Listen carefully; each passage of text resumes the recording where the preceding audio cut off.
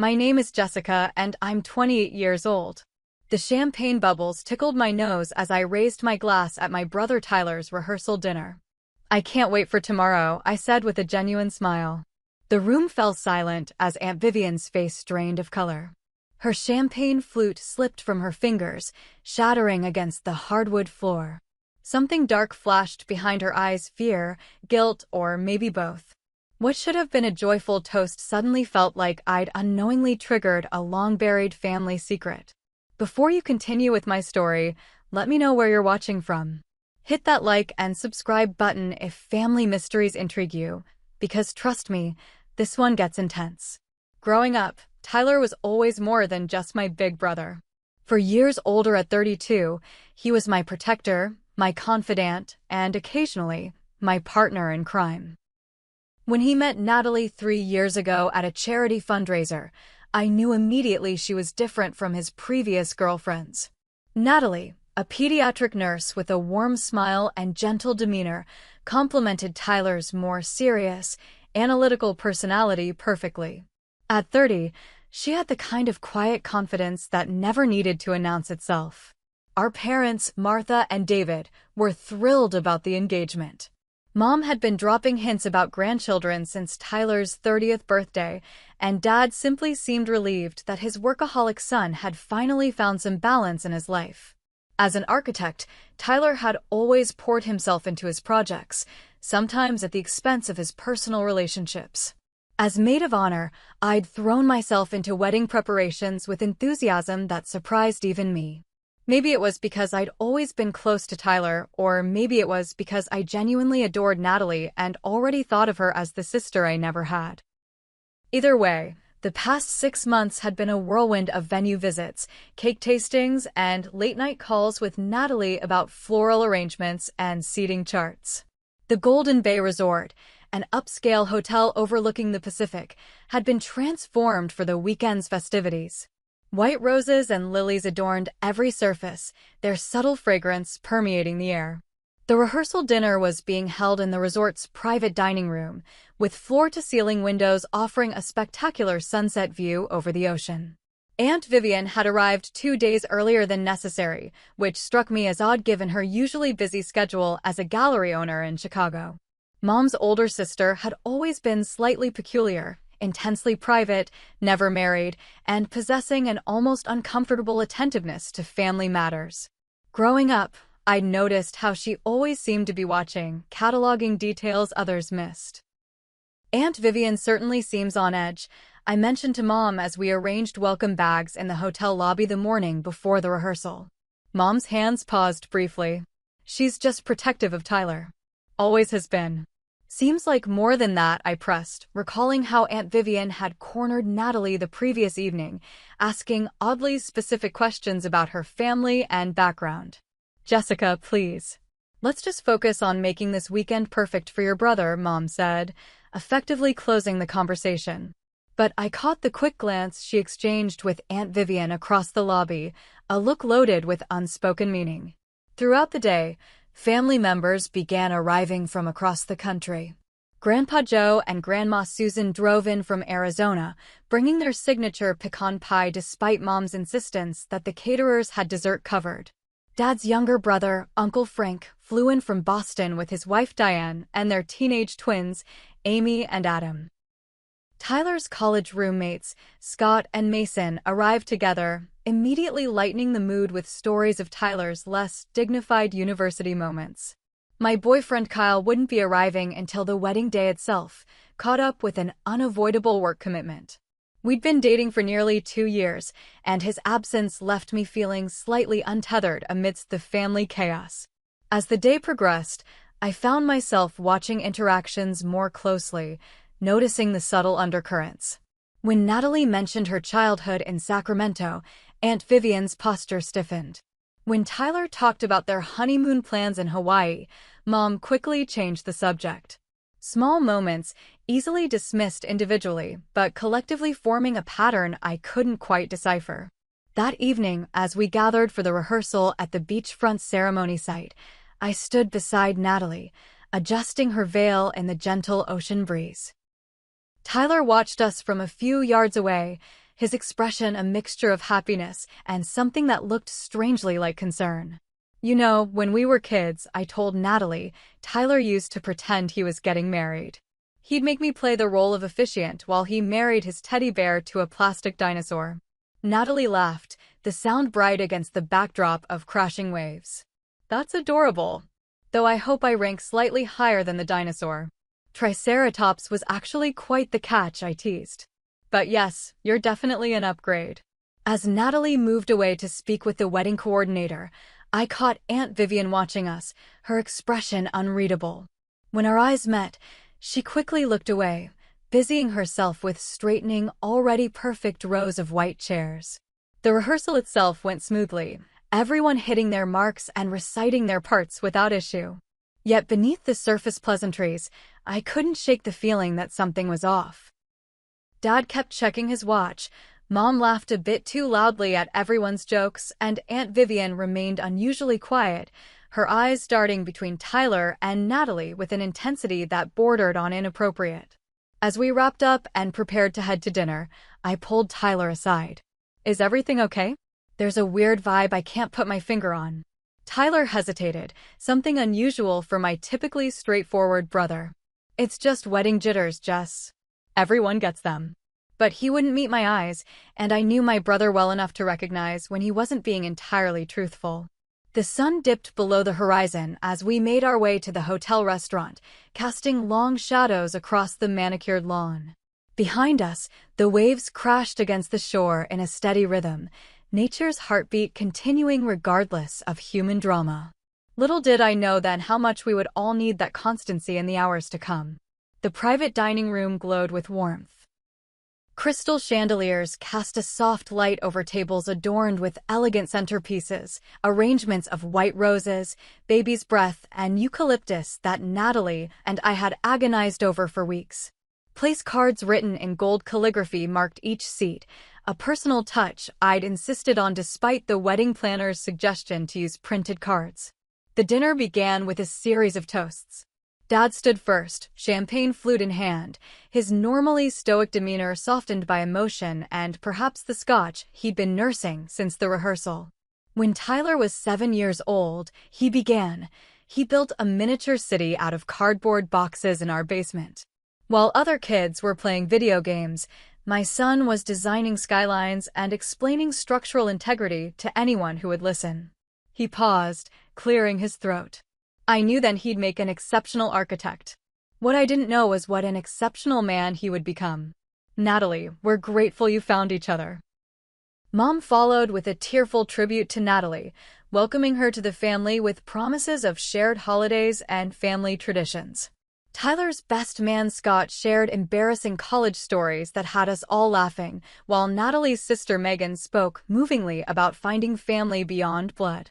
When my turn came, I stood on slightly shaky legs, suddenly nervous despite having rehearsed my speech dozens of times. Tyler has always been my hero, I began, meeting my brother's eyes across the table. Not because he's perfect, trust me, he leaves wet towels on the bathroom floor and can't cook anything more complicated than a grilled cheese sandwich. Gentle laughter rippled through the room. He's my hero because he loves completely and without reservation. I've seen that love in how he's protected me, supported me, and occasionally driven me completely crazy my entire life. And now I see that same love when he looks at Natalie. I turned to face the bride-to-be, whose eyes shimmered with unshed tears. Natalie, you're not just gaining a husband tomorrow. You're gaining a man who will stand beside you through everything life throws your way. And you're gaining a sister who couldn't be happier to officially welcome you to the family.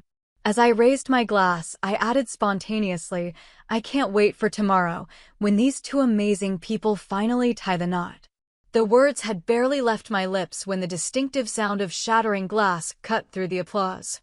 Aunt Vivian stood frozen, her champagne flute now in pieces at her feet, her face ashen. The room fell silent, all eyes turning toward her. Vivian? Are you all right? Dad asked, concern etched across his features. Aunt Vivian's mouth opened and closed, no sound emerging. Her eyes, wide with what could only be described as terror, fixed on me as though I'd uttered some terrible curse rather than a simple expression of happiness. Mom jumped up, napkin already in hand to deal with the spilled champagne. "It's nothing," she announced with forced cheerfulness. "Just a little accident. Let's continue with dinner, shall we? The salmon looks divine." But the damage was done.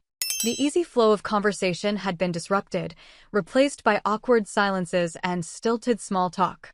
Natalie glanced between Aunt Vivian and my mother, confusion evident on her face. Tyler stared determinedly at his plate, pushing food around without eating. I felt heat rise to my cheeks, embarrassment mingling with confusion. Had I said something wrong? Inappropriate? I replayed my words in my mind, but could find nothing that warranted such a dramatic reaction. As waiters cleared the main course dishes, I excused myself to the restroom, needing a moment to compose myself. In the hallway outside the private dining room, I overheard hushed voices around the corner. Slowing my steps, I recognized my mother's urgent whisper. "You need to pull yourself together, Vivian. This isn't helping anyone. How can you be so calm?" Aunt Vivian hissed back. "The same date, Martha. The exact same date. And that girl looks just like..." "She doesn't know anything," Mom cut in. "None of them do. It was supposed to stay buried. 25 years is a long time." "Not long enough," Aunt Vivian responded, her voice breaking. "Some things can't stay buried forever." I retreated quickly as their voices grew louder, ducking into the restroom just as they rounded the corner. My heart pounded in my chest as I splashed cold water on my face, trying to make sense of what I'd just heard. The same date as what? Who did Natalie look like? What had happened 25 years ago that needed to stay buried? When I returned to the dining room, dessert was being served, individual lemon tarts with fresh berries, Natalie's favorite. I slid back into my seat beside Tyler, studying his profile surreptitiously. Did he know whatever secret was causing such tension? "Everything okay?" he asked, noticing my scrutiny. "Yeah, I lied. Just wedding excitement." Across the table, Aunt Vivian picked at her dessert, her earlier composure completely shattered. When Natalie's father mentioned the beautiful weather forecast for tomorrow's ceremony, Aunt Vivian actually flinched. As the dinner finally wound down around 11, guests began drifting back to their rooms with well wishes for the couple. I hugged Natalie goodnight, promising to be at her suite early to help with hair and makeup. When I embraced Tyler, I felt an unusual tension in his shoulders. "Tyler," I whispered, "if something's wrong, you can tell me." He pulled back, his expression guarded. "Get some sleep, Jess. Big day tomorrow." I watched him walk away with Natalie, his arm protectively around her waist. Behind me, I heard Mom's artificially bright voice thanking the waitstaff, while Aunt Vivian stood silently by the window, staring out at the darkness as though waiting for something or someone to emerge from the night. Sleep eluded me. I tossed and turned in my hotel bed, replaying the evening's events in my mind. The shattered glass. Aunt Vivian's horrified expression. The hushed conversation between her and Mom. Something was seriously wrong, and my journalist instincts, honed through 5 years at the Seattle Tribune, wouldn't let me rest until I understood what. The digital clock on the nightstand read 12:17 a.m. when I finally gave up on sleep. Slipping into jeans and a hoodie, I decided to confront my mother directly. Her room was 3 doors down from mine, and I rehearsed what I'd say as I padded silently down the carpeted hallway. But when I raised my hand to knock, voices from inside stopped me. Mom wasn't alone. Pressing my ear against the door, I recognized Aunt Vivian's agitated tone. "Can't just ignore the parallels, Martha. It's like history repeating itself." "Lower your voice," Mom hissed. "These walls aren't as thick as you think." I pulled back, frustrated at catching only fragments. Making a split-second decision, I headed for the elevator instead. If they weren't in their rooms, maybe I could search for clues. The hotel lobby was dimly lit, with only a sleepy-looking receptionist at the front desk. I spotted them immediately, Mom and Aunt Vivian sitting in a secluded corner of the otherwise empty bar area, heads bent close in intense conversation. I ducked behind a large potted palm, close enough to eavesdrop without being seen. "Can't believe David agreed to this date," Aunt Vivian was saying. "Of all the days in the year, Martha. How could you let them choose June 17th? It's just a date, Mom replied, though her voice lacked conviction. The venue had a cancellation. It was convenient. Convenient. Aunt Vivian's laugh was harsh. Was it convenient when the accident happened? When we had to. Stop it, Mom interrupted sharply. That was different. We were young, we panicked. What happened to Claire was tragic, but it wasn't our fault. Claire. The name hung in the air between them. Who is Claire? And you don't find it disturbing that Tyler's marrying a girl who could be her twin? Aunt Vivian pressed. On the exact same date the other wedding was supposed to happen? It's a coincidence, Mom insisted. Nothing more. The same way it was a coincidence that David started dating you right after Claire disappeared? Aunt Vivian's voice dripped with accusation. Some things were meant to stay buried, Martha, but I don't think this is one of them. Tyler deserves to know the truth about his father before he makes the same mistakes. I stifled a gasp, my mind racing. Dad had been engaged to someone else? Someone who disappeared? And somehow this connected to Tyler and Natalie's wedding? If you say anything to Tyler or Jessica, I swear to God, Vivian. Mom's threat was cut short as a hotel staff member approached their table, asking if they wanted another round of drinks. I seized the opportunity to retreat, my heart pounding as I processed what I'd heard. Once back in the elevator, I pulled out my phone and texted Tyler, "Are you awake? Something weird is going on with Mom and Aunt Vivian. Do you know anything about someone named Claire?" The three dots appeared and disappeared several times before his response finally came through. "Let it go, Jess. Not the time. See you tomorrow." His evasive answer only confirmed my suspicions. Tyler knew something too. But what? Back in my room, I paced restlessly, connecting dots that still formed an incomplete picture. Dad had apparently been engaged to a woman named Claire, who disappeared around the time he started dating Mom. This Claire supposedly resembled Natalie. And the wedding date, June 17th, held some significance related to this mysterious Claire. On a hunch, I grabbed my laptop and searched, "Claire missing person case June 17th. Too vague. I refined my search, adding our hometown and approximate time frame. Claire missing Bay Area 1990s wedding. Several results appeared, but one caught my eye. Bride-to-be Claire Watson, still missing after 25 years. I clicked on the link, finding a digitized newspaper article from a local paper. My blood ran cold as I read. The disappearance of 28-year-old Claire Watson the night before her wedding remains unsolved as the investigation enters its third month. Watson was last seen leaving her rehearsal dinner on June 16, 1998. Her fiancé, local businessman David Miller, reported her missing when she failed to appear for their wedding ceremony the following day. Police have found no evidence of foul play, though Watson's vehicle was discovered abandoned near Golden Gate Park. David Miller. My father's name was David Miller. The article included a grainy photo of Claire Watson. A pretty blonde with a wide smile. Though the image quality was poor, I could see what Aunt Vivian meant. With her heart-shaped face and delicate features, Claire did bear a striking resemblance to Natalie. I closed my laptop, feeling slightly ill. Had my father been involved in this woman's disappearance? Had my mother? Was this what Aunt Vivian had been referring to as the accident? A soft knock at my door startled me from my thoughts. I opened it to find a hotel staff member, an older man with kind eyes. "Sorry to disturb you, miss," he said, "but I thought you might want this." He handed me a small stack of napkins. "From the bar. You left them behind." I hadn't been to the bar, let alone left napkins there. But before I could correct him, he leaned closer and whispered, "I've worked here 40 years. I remember your father and that poor Watson girl from back then. Same date tomorrow, isn't it? Unlucky, if you ask me. Your aunt seems to think so too." He gave me a meaningful look before retreating down the hallway, leaving me stunned in the doorway. The napkins contained a hastily scrawled note, "Storage room B, basement level. Employee key card works after hours. Security cameras on 15-minute loop. Room 342 has what you're looking for." I stared at the note, wondering who had sent it and why. Was someone trying to help me uncover the truth? Or lead me into a trap? Checking the time, 1:48 a.m., I made a decision. With the wedding less than 12 hours away, I needed answers.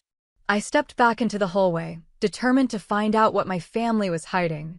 Dawn streaked the sky with pink and gold as I finally returned to my room, my mind reeling from what I'd discovered overnight. I'd managed perhaps 2 hours of fitful sleep before my alarm blared at 7 a.m., reminding me that despite family secrets and possible crimes, there was still a wedding to attend. The hotel suite was chaos when I arrived to help Natalie prepare.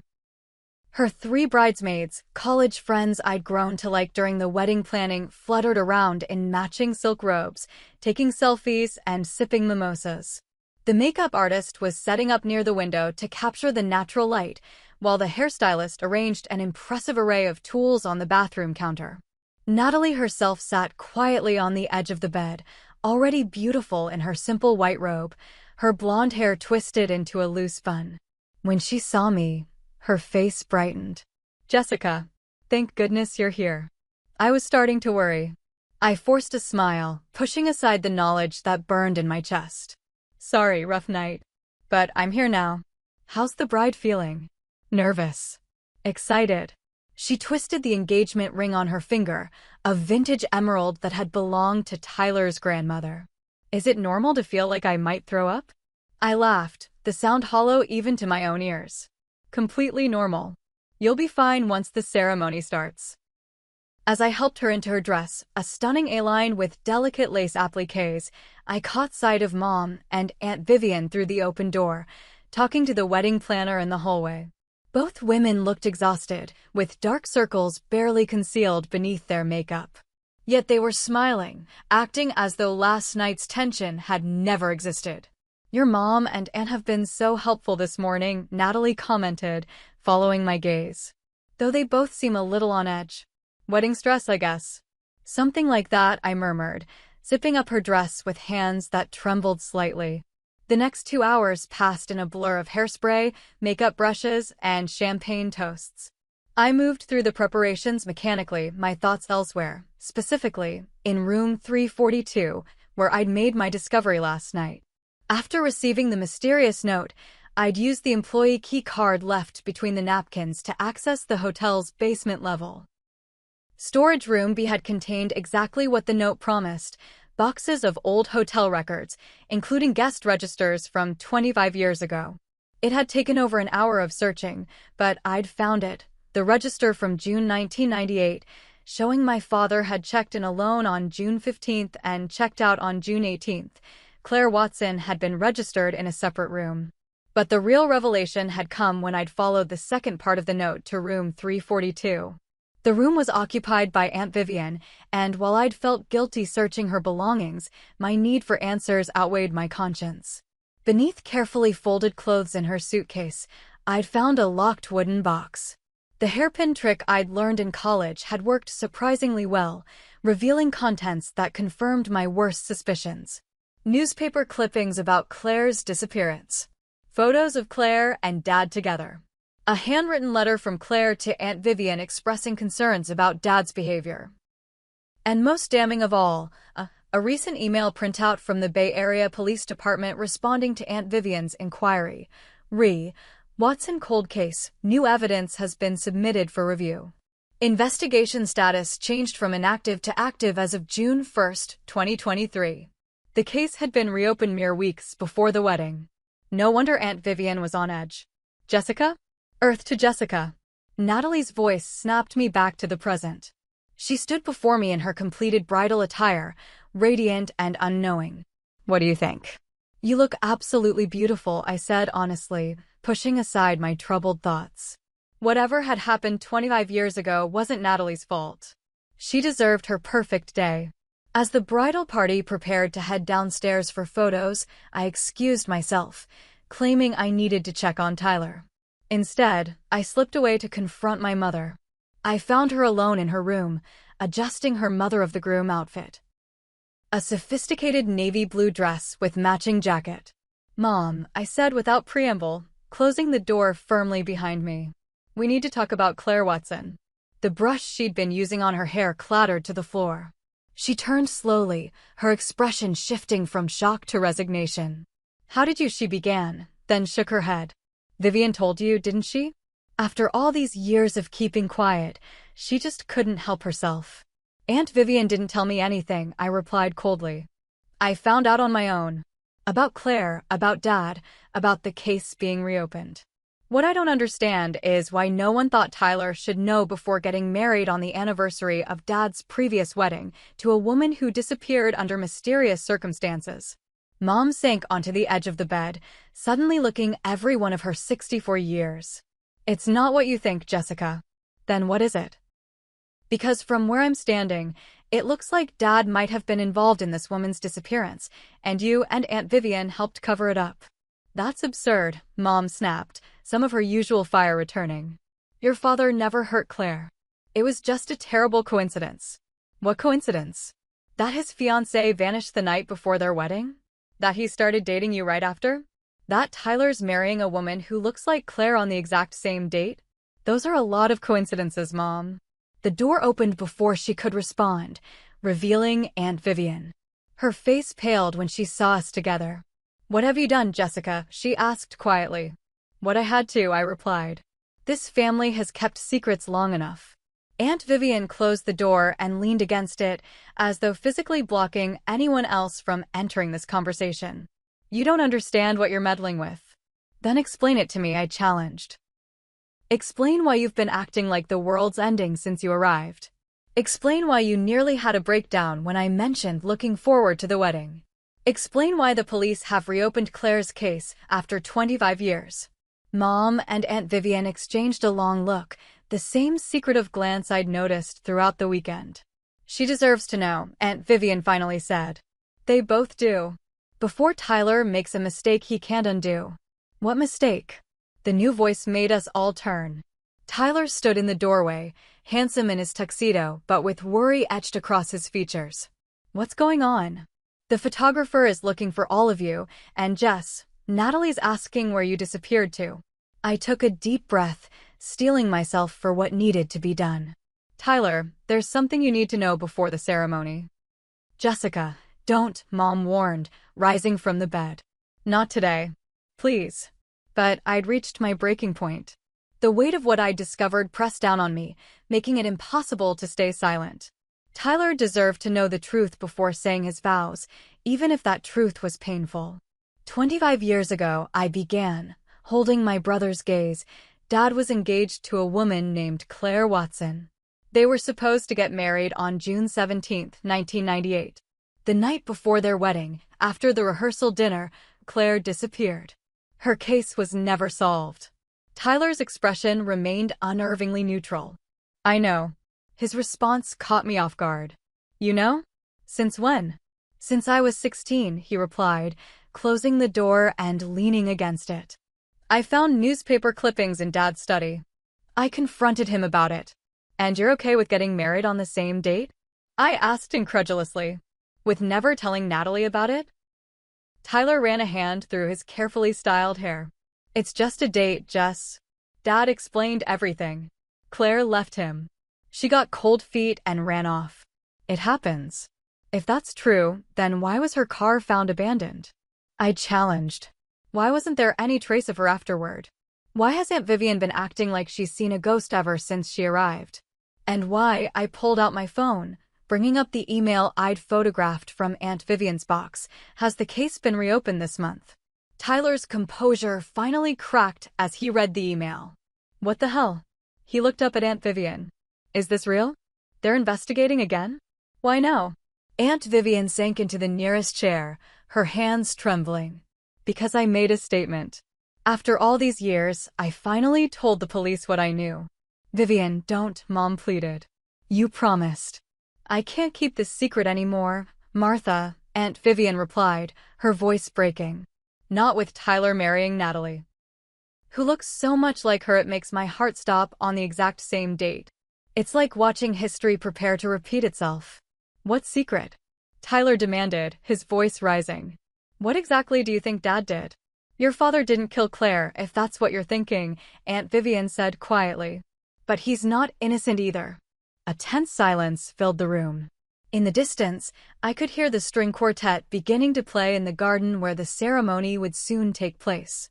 Time was running out. Claire was my best friend, Aunt Vivian continued after a moment. We met in college and stayed close.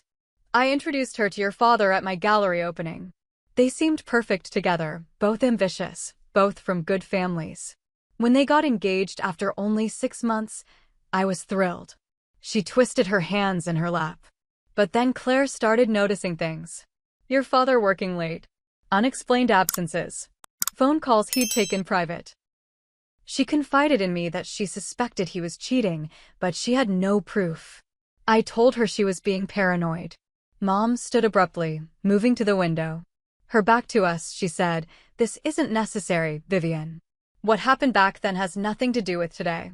"It has everything to do with today," Aunt Vivian insisted.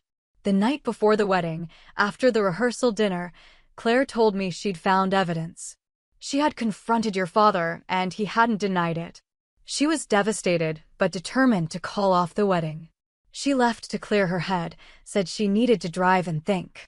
That was the last time anyone saw her, I guessed. Aunt Vivian nodded.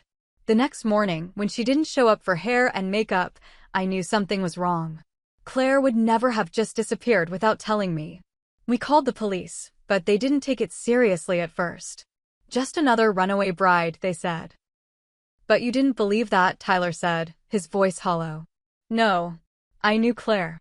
She would have faced David, returned the ring, made a clean break. Running away wasn't her style. Aunt Vivian's gaze shifted to Mom. 3 days after Claire disappeared, I went to David's apartment to check on him. That's when I found Martha there, acting like she belonged. Mom turned from the window, her expression defiant. I did belong. David and I had been seeing each other for months. Claire found out about us the night she disappeared. That's what she and David argued about. The revelation hung in the air like a physical presence. My mother had been the other woman. My father had been cheating on his fiancée. So Claire found out Dad was cheating with you, Tyler said slowly, processing. She confronted him, then left upset. And never came back. That's the official story, Aunt Vivian agreed. What the police don't know, what I never told them until now, is that I received a voicemail from Claire that night. She was distraught, crying. She said she was going to confront her too. That she wanted to see the face of the woman who had destroyed her future. Mom paled visibly. I never saw Claire that night. I swear it, Vivian. If she was coming to find me, she never made it. A knock at the door interrupted the tense standoff. The wedding planner poked her head in, her professional smile faltering as she sensed the atmosphere. Sorry to interrupt, but we're running behind schedule. The photographer is waiting and guests are being seated. We should really get started in the next 15 minutes. We'll be right there, Mom assured her with a forced smile. The moment the door closed, she turned to us, her expression pleading. We can discuss this later. Right now, there's a wedding about to happen. 200 guests are waiting. The caterers, the band, everything is ready. How convenient, I remarked bitterly. Just like 25 years ago, a wedding ceremony is more important than the truth. Tyler paced the room, his hands clenched into fists. I can't believe this. All these years, Dad let me think Claire just got cold feet. But she disappeared because she found out about you too. What if something happened to her after she left that night? What if she was so upset she got into an accident? That's exactly what happened, a new voice said from the doorway. We all turned to find my father standing there, his tuxedo immaculate, his face ashen. Behind him stood Natalie, still in her wedding dress, her expression confused and concerned. What's going on? She asked, looking between us. Tyler, the coordinator said you're all up here having some kind of family meeting. The guests are being seated. Tyler looked at Natalie, then back at our father. Dad? What did you just say? Dad stepped into the room, closing the door despite the wedding coordinator's protests from the hallway. I said that's exactly what happened. Claire had an accident that night. After she left the rehearsal dinner, after she confronted me about Martha. You told me she just disappeared, Tyler said, his voice dangerously quiet. That she ran away. That's what we believed at first, Dad replied, his shoulders slumping. When she didn't show up the next day, I thought she'd left town to avoid the embarrassment of canceling the wedding. It wasn't until 3 days later that I got the call. What call? I demanded. From the police in Mendocino County. They'd found Claire's car at the bottom of a cliff on Highway 1. The fog was heavy that night. They believed she missed a curve, went through the guardrail. The car wasn't visible from the road. A hiker spotted it by chance. Natalie gasped, her hand flying to her mouth. Oh my God. Why didn't you tell anyone? Aunt Vivian asked, her voice trembling with emotion. All these years, I thought. I suspected. That I killed her? Dad laughed bitterly. I loved Claire, even if I betrayed her. When the police called, I was shocked, devastated. But they also found something in the car, evidence that Claire had been drinking heavily. Her blood alcohol level was 3 times the legal limit. Claire rarely drank, Aunt Vivian objected. A glass of wine at dinner, maybe. She did that night, Dad insisted. After she confronted me, after she left planning to find Martha, she must have stopped somewhere. The empty bottle was still in the car. That doesn't explain why you kept it secret, I pointed out.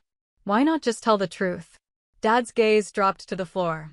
Because the police also found a note. Claire had written it that night, apparently planning to leave it at the church the next day. It detailed my affair with Martha, accused us both of betraying her. If that information had become public, there would have been a scandal. My business was just taking off. Martha's family had connections we both needed. So you covered it up, Tyler said flatly. You let everyone think Claire just vanished. The police agreed to keep it quiet, Dad admitted. Different times back then. They said it would be kinder to Claire's memory than revealing she died drunk driving after discovering her fiancé's infidelity. Her parents had already lost their only daughter. Why put them through more pain? Natalie stepped further into the room, her wedding dress rustling. I don't understand. What does any of this have to do with our wedding? With me? Aunt Vivian looked at her with sad eyes. You look so much like Claire, it's uncanny. And you're marrying David's son on the exact date Claire was supposed to marry David. When Jessica made that innocent toast last night, I can't wait for tomorrow, those were the last words Claire said to me before she left the rehearsal dinner. It was like hearing a ghost. A heavy silence filled the room as we all absorbed the full weight of the story. Outside, the wedding coordinator knocked again, her voice increasingly anxious as she reminded us of the time. Natalie looked at Tyler, her expression a mixture of confusion and concern. What do you want to do? Should we postpone? Tyler ran his hands over his face, clearly struggling. I don't know. This is a lot. We should proceed, Mom said firmly. 200 guests are waiting. The truth about Claire is tragic, but it happened 25 years ago. It doesn't change how Tyler and Natalie feel about each other. Easy for you to say, I retorted. You got what you wanted in the end, didn't you? Claire died, and you married Dad. Now you want everyone to just move on like nothing happened. That's not fair, Jessica, Dad protested. Your mother and I have lived with this guilt for 25 years. We made mistakes, terrible ones, but we've tried to be good parents, good people. By lying? Tyler asked. By hiding the truth? By protecting you, Mom insisted. Both of you. Natalie stepped between the opposing sides, her wedding dress a stark white contrast against the mounting tension. I think everyone needs to take a breath. This is clearly a painful family matter that deserves proper attention, but maybe today isn't the day to resolve it all. She turned to Tyler, taking his hands in hers. I love you. Whatever happened before we met, whatever secrets your family has kept, that doesn't change how I feel about you. But I only want to get married today if you're sure. If you need time to process this, we can postpone. Our guests will understand. Tyler looked at her with such naked vulnerability that I had to look away. This was my brother stripped of all his usual confidence and control, facing a moment of reckoning none of us had anticipated. What do you want to do? Natalie asked him softly. The ceremony site looked like something from a fairy tale. White chairs adorned with eucalyptus garlands lined the aisle. An elegant floral arch framed the breathtaking ocean view. Guests murmured in anticipation, unaware of the drama unfolding inside the hotel. After intense discussion, Tyler and Natalie had decided to proceed with the wedding. As Tyler put it, we can't change the past, but we can choose our future. Natalie had agreed, though she'd requested a private moment with Aunt Vivian before walking down the aisle, a gesture that brought tears to the older woman's eyes. Now I stood at the entrance to the aisle, clutching my bouquet of white roses and trying to maintain a composed expression. Behind me, the other bridesmaids adjusted their sage green dresses, while groomsmen straightened their ties and clapped Tyler supportively on the shoulder. To the guests, everything appeared perfectly normal. As the string quartet began playing Canon in D, the procession started. Flower Girl first, Natalie's 5-year-old niece Emma scattering rose petals with enthusiastic abandon. Then the groomsmen and bridesmaids paired off, each couple walking slowly to take their places. When my turn came, I plastered on a smile and began my walk. Halfway down the aisle, I spotted a man I didn't recognize standing at the back of the seating area. Tall, with silver-streaked dark hair and an observant stance, he wasn't dressed like a wedding guest. As our eyes met briefly, a chill ran down my spine. There was something official about him, something that reminded me of the detectives who sometimes visited the newspaper where I worked. I took my place beside the other bridesmaids, scanning the crowd more carefully. Mom sat in the front row, her smile fixed and brittle. Dad stood beside Tyler at the altar, pride and anxiety warring on his face. And Aunt Vivian, seated in the second row, looked as though she might shatter at any moment. The music changed, and everyone rose as Natalie appeared on her father's arm. She was radiant, her smile genuine despite everything she'd learned about the family she was marrying into. As she joined Tyler before the officiant, I caught the slight tremble in my brother's hands as he took hers. The ceremony began with the officiant's warm welcome, speaking of love and commitment as the ocean waves provided a rhythmic backdrop. I tried to focus on his words, but my attention kept drifting to the unknown man who had now moved to stand near a side exit, his attention fixed on our family. When the moment came for "Speak now or forever hold your peace," my heart nearly stopped as Aunt Vivian shifted in her seat. For one terrifying second, I thought she might stand up and object despite the agreement we'd reached inside. Instead, she merely dabbed at her eyes with a handkerchief, the gesture loaded with decades of unspoken grief. The ceremony continued, the couple exchanging heartfelt vows they'd written themselves. Tyler's voice caught as he promised Natalie honesty and transparency, words that now carried deeper significance. Natalie, in turn, vowed to face whatever challenges came their way together, her gaze steady and knowing. As they exchanged rings, I noticed the mystery man at the back discreetly checking his watch. A woman I hadn't noticed before nodded to him from across the aisle. They were definitely not wedding guests, and they were definitely watching us. The realization hit me suddenly, they must be detectives. The investigation Aunt Vivian mentioned had been reopened. They were here, at the wedding, perhaps waiting to question Dad or gather information. The timing couldn't be worse. As the officiant pronounced Tyler and Natalie husband and wife, I made a split-second decision. While everyone applauded the newlyweds' first kiss, I slipped from my place in the line and hurried to intercept the male detective as he moved toward the exit. "Excuse me," I said quietly, catching his arm. "I think I know why you're here. Please give them today. Just today. I can arrange for my father to speak with you tomorrow." He regarded me with surprise, then understanding. "Jessica Miller? I'm Detective Garcia. We were just observing, ma'am. No plans to make a scene at a wedding." "Thank you," I breathed, relieved. "But maybe we should talk privately. There are things you should know, things I discovered just this morning." Before he could respond, I noticed Dad watching us with alarm from the altar. He whispered something to Tyler, whose head snapped in our direction. The jubilant recessional music began playing, but instead of leading Natalie back down the aisle, Tyler guided her to the side, where they huddled with Dad in urgent conversation. "Jessica," Mom called, hurrying over. She froze when she saw Detective Garcia. "What's going on?" "Mrs. Miller," the detective acknowledged with a nod. "Congratulations on your son's wedding." The female detective had joined us now, introducing herself as Detective Rivera. "Perhaps we could all find somewhere private to talk?" "Just briefly." Guests were beginning to notice the unusual tableau we formed at the side of the ceremony's face. The wedding planner hovered nearby, clearly distressed by this deviation from the schedule. "The bridal suite is empty," I suggested. "We could talk there." Within minutes, our strange procession, the bride and groom, my parents, Aunt Vivian, the two detectives, and myself, had relocated to the luxurious suite where Natalie had prepared for her wedding just hours earlier. Abandoned champagne glasses and makeup brushes littered the surfaces, jarring remnants of the morning's normalcy. "I apologize for our presence today," Detective Garcia began. "We had no intention of interfering with the ceremony. We're here because the Claire Watson case has been officially reopened based on new information provided by Ms. Vivian Harris." Aunt Vivian sat rigidly in an armchair, her hands clutched in her lap. "I should have come forward years ago. I'm sorry." "What exactly is this new information?" Dad demanded.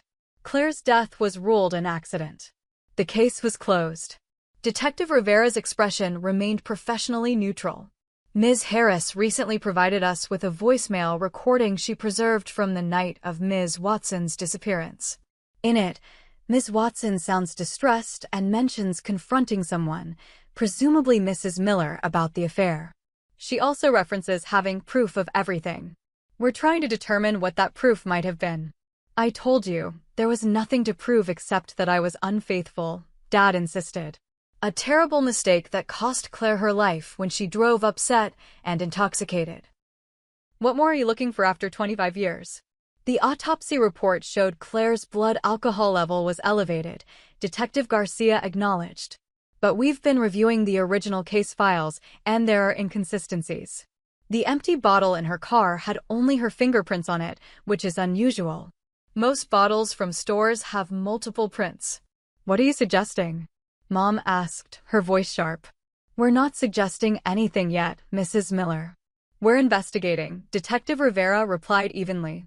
"There's also the matter of Ms. Watson's missing personal effects. Her purse, phone, and the evidence she claimed to have were never recovered from the vehicle." Tyler, who had been standing protectively beside Natalie, suddenly spoke up.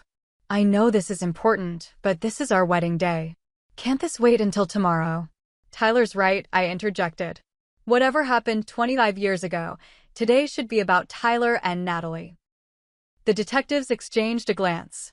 "We can continue this conversation tomorrow," Detective Garcia conceded. "We'll need formal statements from all of you." "I'll make sure everyone's available," I promised, eager to salvage what remained of the day. As the detectives prepared to leave, Dad suddenly stepped forward. "Wait." His voice sounded old, defeated. "There's something else you should know. Something I've never told anyone." "David, don't," Mom pleaded, reaching for his arm. He shook her off gently. "No more secrets, Martha. Not after today." He turned to face all of us, his expression haunted. "I didn't kill Claire, but I am responsible for her death." A collective intake of breath filled the room. Tyler took a step back, bumping into a makeup table. "The night Claire disappeared, after she confronted me about Martha, she was devastated but clear-headed. She wasn't drinking," Dad continued, each word seeming to cost him immense effort. "She told me she had evidence not just of the affair, but of financial improprieties at my company, discrepancies she'd noticed while helping organize my files. She was going to report it to the authorities after canceling the wedding." "What kind of improprieties?" Detective Garcia asked sharply. "Tax fraud, mainly. And some creative accounting to secure loans the company didn't qualify for," Dad admitted. "I was desperate to make the business succeed. I cut corners. Claire found out." "Dad," Tyler said, his voice hollow with disbelief. "After she left, I called Martha in a panic. We met at my apartment to figure out what to do. That's when Vivian's call came in about Claire's voicemail, that she was coming to confront Martha too." Aunt Vivian's eyes widened. "You knew she was coming? All these years, you let me think." "Martha and I drove to her apartment to intercept Claire, to try to reason with her," Dad continued. "We found her car already there. She was inside, waiting." The confrontation was ugly. Claire had been crying, was emotionally exhausted. She threatened to expose everything: the affair, the fraud. She had documents proving the financial misconduct. What happened then? Detective Rivera prompted when Dad faltered. Martha left us to talk alone. Claire and I argued. She finally agreed to give me the documents in exchange for a significant payment, enough to start over somewhere new. She wanted to drive to her bank's night deposit box to secure a check I wrote her. I suggested she stay at a hotel, get some rest first. She refused. Dad's voice cracked. She was exhausted, emotionally drained. I knew she shouldn't be driving, but I didn't stop her. I was more concerned about scandal than her safety. An hour later, her car went off that cliff. The documents burned in the crash. When the police ruled it an accident due to intoxication, I didn't correct them. I let them believe she'd been drinking. The silence that followed his confession was absolute. Even the distant sounds of wedding guests seemed muted, as though the universe itself held its breath in judgment. You let everyone believe a lie, Aunt Vivian said, her voice breaking. Her parents died never knowing the truth about their daughter. I've regretted it every day since, Dad responded, his shoulders slumped. The guilt never goes away. You carry it everywhere, this knowledge that someone is gone because of your actions and inaction. Natalie, who had remained silent throughout the confession, suddenly moved to the center of the room. Still in her wedding dress, she looked almost ethereal, a vision of purity amid the dark revelations. I think, she said with remarkable composure, that we have two choices right now. We can let this tragedy destroy today as well as yesterday. Or we can acknowledge that terrible mistakes were made, that justice needs to be served. But also that Tyler and I have just made vows to each other that deserve honor too. She turned to the detectives. I understand you have a job to do. But I'm asking, as a new member of this family with no part in its past sins, for today to remain ours. Tomorrow belongs to justice and consequences. Detective Garcia studied her for a long moment before nodding. We'll continue this conversation first thing tomorrow morning. Mr. Miller, don't leave town. As they departed, the weight of Dad's confession hung heavy in the air. Tyler looked at our father as though seeing a stranger. All these years, he said quietly. You let me admire you, emulate you. Build my career trying to make you proud. And your success, the foundation of everything, was built on fraud and lies. Tyler, please, Mom began, but he cut her off with a gesture. Not now, Mom. I can't. I need time to process this. He turned to Natalie, his expression softening. But you're right. We made vows today. And I intend to honor them, starting with honesty. Natalie took his hand, squeezing it gently. Then let's go face our guests. Together. As they moved toward the door, Tyler paused beside me. Thank you, Jess, he said quietly. For pushing for the truth, even when it hurt. That's real love. I watched them leave, arm in arm, heading back to a celebration that now felt like both an ending and a beginning. Outside the window, the sun shone brilliantly over the ocean, indifferent to human drama. Waves continued their eternal dance with the shore, a reminder that time moves forward regardless of our secrets and confessions. In the wake of destruction, sometimes the only path forward is through the wreckage. The reception was in full swing by the time we all made our way back to the ballroom.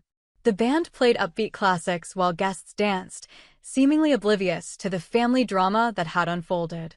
White floral centerpieces adorned each table, candles casting a warm glow as evening descended outside the floor-to-ceiling windows. I stood at the edge of the dance floor, watching Tyler and Natalie share their first dance. Despite everything, they moved together with genuine tenderness, Tyler whispering something in her ear that made her smile. Their ability to compartmentalize, to honor their commitment while acknowledging the painful revelations, impressed me deeply. They're going to be okay, aren't they? Kyle asked, appearing beside me with 2 champagne flutes. My boyfriend had arrived just before the ceremony, slipping into a seat at the back without witnessing any of the pre-wedding chaos. I accepted the champagne gratefully. I think so. Natalie's stronger than any of us realized. And Tyler, he's always been able to separate his life from our parents' influence. Unlike some people I know, Kyle teased gently, nudging my shoulder. We'd had many conversations about my complicated relationship with my family, My struggle to define myself outside their expectations. Today changed things, I admitted, watching Dad sitting alone at the family table, untouched food before him. Mom fluttered around the room, playing the role of gracious hostess as though nothing had happened. Aunt Vivian had disappeared entirely after the confrontation, sending a text that she wasn't feeling well. For better or worse? Kyle asked. I considered the question as I sipped my champagne. Both, I think. The truth was always there, festering beneath the surface. At least now it's out in the open. As the first dance ended, guests applauded, and the band invited everyone to join the couple on the dance floor. Kyle offered his hand, but I shook my head. There's something I need to do first. I made my way across the room to where Dad sat alone. Up close, he looked older than his 65 years, the lines in his face deepened by stress and regret. Mind if I join you? I asked, sliding into the chair beside him without waiting for an answer. He looked up, surprise flickering across his features. I figured you'd be avoiding me. I considered it, I admitted. Part of me is still processing everything you revealed today. But I realized something while watching Tyler and Natalie. What's that? He asked warily. That forgiveness doesn't mean erasing the past or pretending it didn't happen. It means acknowledging the harm done and still choosing connection. I met his gaze directly. What you did was wrong, Dad.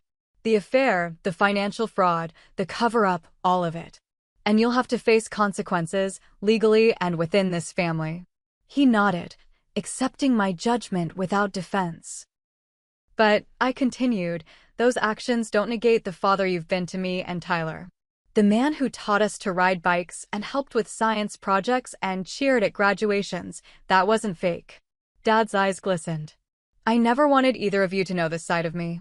I've spent 25 years trying to be worthy of you both, to be better than the man who made those terrible choices. And in many ways, you succeeded, I acknowledged. But real redemption doesn't come from hiding the truth. It comes from facing it, making amends where possible, and accepting the consequences. Before he could respond, Aunt Vivian appeared beside our table. She had clearly been crying, but her expression held determination rather than distress. May I join you? She asked tentatively. I nodded, and she took the seat across from us, smoothing her navy dress with trembling hands. I owe you both an apology, she said. Jessica, I should have been honest with you from the beginning instead of creating all that drama with my reaction. And David. She paused, gathering strength.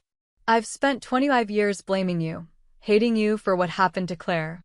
But I never came forward with what I knew either. My silence makes me complicit too. We all made choices we regret, Dad acknowledged quietly. But Jessica here seems to think redemption is still possible. It has to be, I insisted. Otherwise, what's the point of any of this? Across the room, I spotted the detectives speaking with the wedding coordinator near the exit. They hadn't left after all, but had respectfully maintained their distance during the celebration. Tomorrow would bring formal statements, possible charges, media attention once the story broke. Our family would never be the same.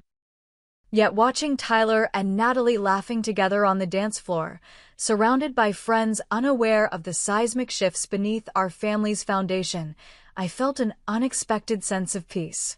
The truth, however painful, had finally emerged. Claire Watson would receive the justice she deserved, even if decades delayed. I need to check on Mom, Dad said, rising from his chair.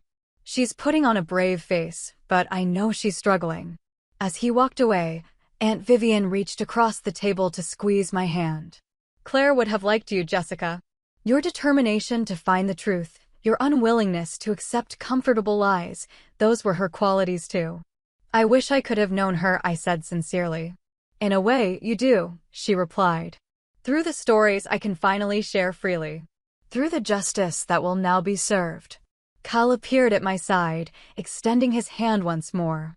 May I have this dance now? I stood, but turned back to Aunt Vivian.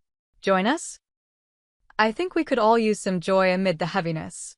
She hesitated, then nodded, allowing herself to be led to the dance floor where guests moved to an upbeat song from the early 2000s. For a few minutes, we surrendered to the music, letting rhythm and melody wash away the tension of the day. Later, as the evening progressed, Tyler clinked his glass for attention. Guests quieted, turning expectantly toward the head table where he stood with Natalie by his side. "I want to thank everyone for sharing this day with us," he began, his voice steady despite the emotional turbulence he'd endured. Marriage, at its core, is about commitment, not just during the easy times, but especially during the difficult ones. He looked down at Natalie, who nodded encouragingly. Today has reminded us that honesty and truth form the foundation of any lasting relationship. Natalie and I are starting our marriage with a promise to face whatever comes our way together, with transparency and courage. His gaze found mine in the crowd, a silent acknowledgement of my role in bringing the truth to light. Sometimes, the people who love us most are those willing to ask the hard questions, to disrupt comfortable patterns for the sake of integrity. Glasses raised around the room as he concluded, to love that withstands uncomfortable truths, to family bonds that bend but don't break, and to new beginnings built on honest foundations. To new beginnings, the guests echoed, unaware of the layers of meaning beneath the simple toast. As the evening wound down, I found myself on the terrace overlooking the moonlit ocean. The sound of waves provided a soothing counterpoint to the muffled music and laughter from inside. Kyle had gone to bring us drinks, leaving me alone with my thoughts. "Some wedding, huh?" Tyler's voice came from behind me. He joined me at the railing, loosened tie hanging around his neck, hair slightly disheveled from hours of celebration. "Not exactly the smooth sailing we planned," I acknowledged with a wry smile. "No," he agreed, "but maybe better in the long run." Natalie and I talked after the ceremony. "We're postponing our honeymoon to deal with whatever comes next. Together." "She's remarkable." "She is." Pride and love suffused his voice. She said something that stuck with me, that knowing the worst about my family and choosing to join it anyway gives her power. No surprises, no shocking revelations down the road. Smart woman. We stood in companionable silence for a moment, watching the moonlight create a silver path across the dark water. "What do you think happens now?" he finally asked. "With Dad? With the investigation?" I shrugged. "He'll face consequences. There will be legal proceedings, probably some financial penalties.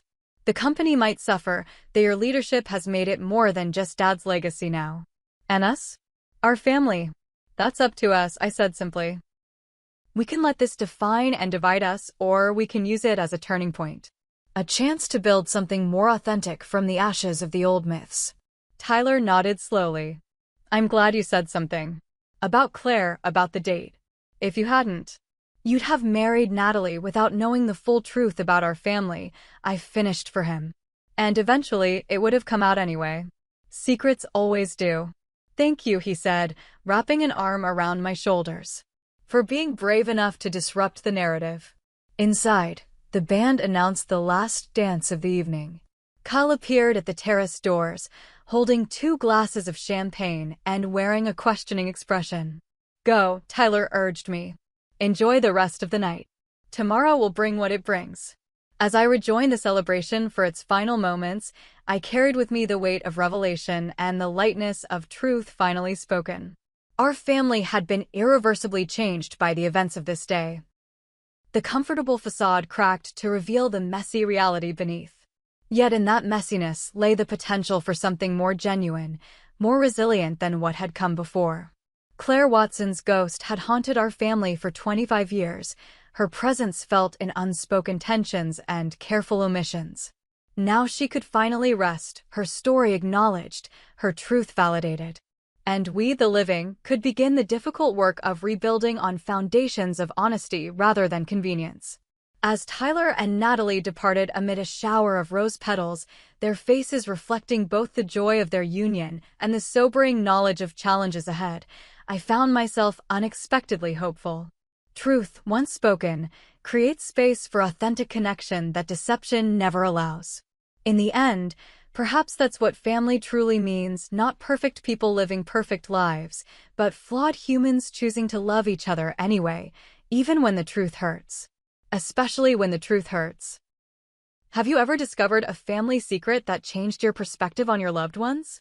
How did you handle the revelation? I'd love to hear your experiences in the comments below.